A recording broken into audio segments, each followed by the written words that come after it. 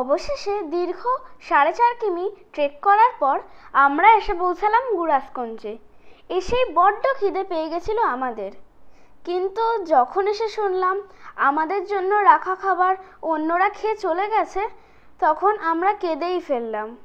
মা বাবারা যতই কেক বিস্কুট দিক, আমাদের খিদে মিটল না। তারপর প্রায় 1 ঘন্টা পর আমাদের যা খেতে দিল তা দেখে আরও কেঁদে ফেললাম। শুকনো ভাত, শাক আর ডালের মতো জল। শেষে আমরা 3 জন বাটার দিয়ে একটু ভাত খেলাম। সত্যি সেদিন বোধহয় খাওয়া আমাদের কারোরই কপালে ছিল না। বাচ্চারা কেন, আমরা বড়রাও খেতে পারিনি, কারণ ওরা আমাদের বলেছিল ডিমের ঝোল আর ভাত দেবে, কিন্তু পরে গিয়ে শুনলাম যে অন্য যারা ট্রেক করতে এসেছিলেন তারা সব সেগুলো খেয়ে চলে গিয়েছেন, এবং আমাদের পরে ওরা শুধু ভাত আর ওই ডাল করে দেয়, মানে কিছু বলারই নেই। তো যা হোক, আমরা ঘুরতে এসেছি, আমরা ওই সঙ্গে আনা শুকনো চিড়ে মুড়ি বিস্কুট সেই দিয়েই ক্ষুধা নিবারণ করে আমরা অবশেষে বেরোলাম গুড়াস দেখতে। এই যে সামনে গাছটায় আমরা দেখতে পাচ্ছি লালি গুড়াস, অপূর্ব সুন্দর, কিন্তু প্রথম থেকেই বলছি যে যে আশা নিয়ে আমরা এই পথে এসেছিলাম সেই আশা কিন্তু আমাদের পূরণ হলো না। এই যে এখানে আমরা একটা দেখতে পাচ্ছি, এখানে একটা তাঁবু রয়েছে, এরকম পুরো গুড়াসকুঞ্জের উঠোনটা জুড়েই কিন্তু অনেক তাঁবু রয়েছে, আর সেই তাঁবুর চারিদিকে অসংখ্য রডোডেনড্রন গাছ রয়েছে, যাতে খুব অল্পই ফুল ফুটে রয়েছে। আর এই ফুলের শোভা দেখেই আপাতত আমাদের এবারের যাত্রার সমাপ্তি হতে চলেছে।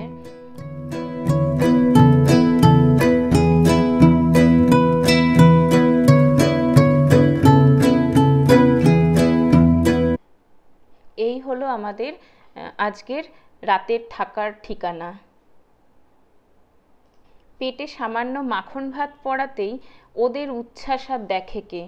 আমাদের এই যে 4 মহারথী, তারা কিন্তু এবার জোর কদমে গুড়াসকুঞ্জের মাঠে নেমে পড়েছে খেলার জন্য। আর সত্যি কথা বলতে কি, আমরা বড়রাই বা বাদ যাই কেন, আমরা এখন হয়তো একটু গল্প করছি, কিন্তু একটু পরে ওদের সাথে আমরাও খেলায় মেতে উঠেছিলাম। চলুন আমরা দেখি ওরা এখন কি খেলা খেলছে। আর এই তাঁবুগুলো ছিল ওদের মেন অ্যাট্রাকশন, যদিও ওরা চেষ্টা করেও সেই তাঁবুর মধ্যে ঢুকতে পারেনি, কারণ সেগুলো অন্যদের বুক ছিল বলে তারা দরজার তাঁবুর গেট বন্ধ করেই রেখেছিল। তো ওরা দৌড়ে দৌড়ে দৌড়ে দৌড়ে সারা গুড়াসকুঞ্জের ক্যাম্পাস জুড়ে কিন্তু প্রচণ্ড খেলা খেলতে লাগলো।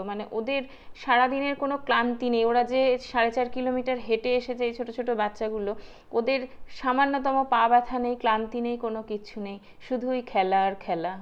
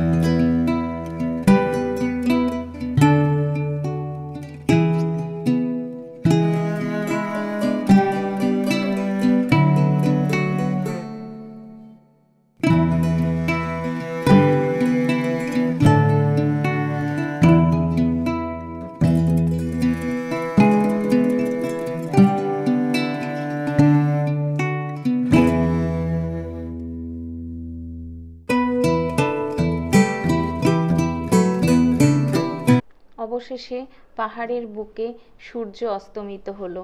গুড়াসকুঞ্জের বুকে ধীরে ধীরে নামতে লাগলো রাতের অন্ধকার। আর এই অস্তমিত সূর্যের দিকে তাকিয়ে আমাদের কিন্তু সারা বিকেলটা কেটে গেল। কিভাবে কেটে গেল আমরা বুঝতেই পারলাম না। Happy birthday to you. Happy birthday to you. Priyanka. Happy birthday to you.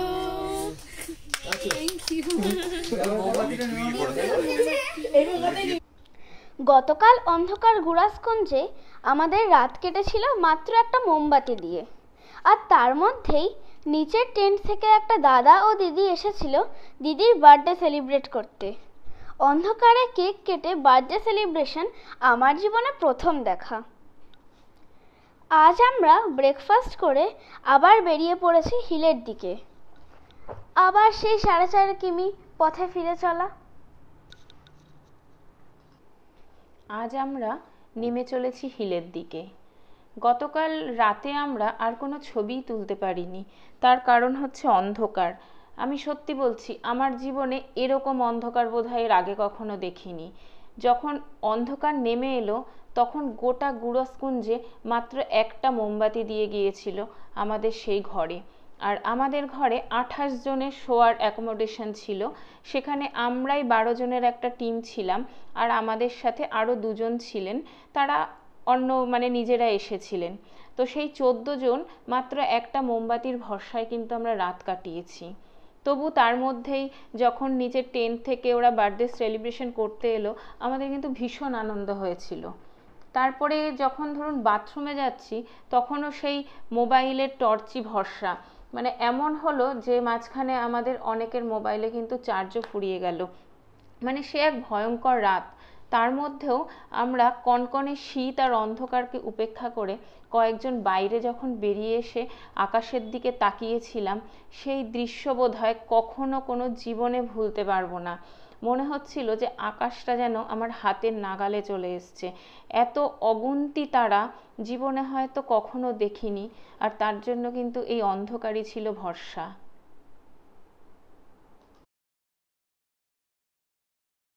সত্যি বলতে কি, সেই তারার ছবি তোলা বা ছবি তোলার ক্ষমতা দুটোই যেন হারিয়ে ফেলেছিলাম। তাই কোনো ছবি আমি এখানে শেয়ার করতে পারলাম না। আবার যদি কখনো ফিরে যাই সেই গুড়াসকুঞ্জে একটা রাত কাটানোর জন্য, তাহলে অবশ্যই আমি প্রতিজ্ঞাবদ্ধ থাকবো আকাশের সেই ছবিকে আমার নিজের অ্যালবামে তুলে রাখার জন্য। এবার আস্তে আস্তে আমরা নেমে চলেছি সেই বার্সে রিট্রিটের দিকে, যেখানে আজ রাতই হবে আমাদের শেষ রাত।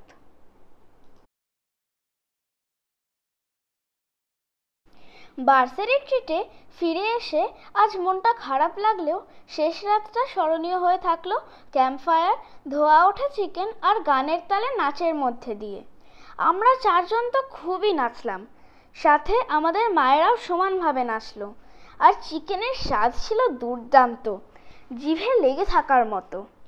আর এভাবেই আমরা বিদায় জানালাম আমাদের এবারের ট্যুরের শেষ রাতকে আবার ফিরে আসার প্রতিশ্রুতি দিয়ে।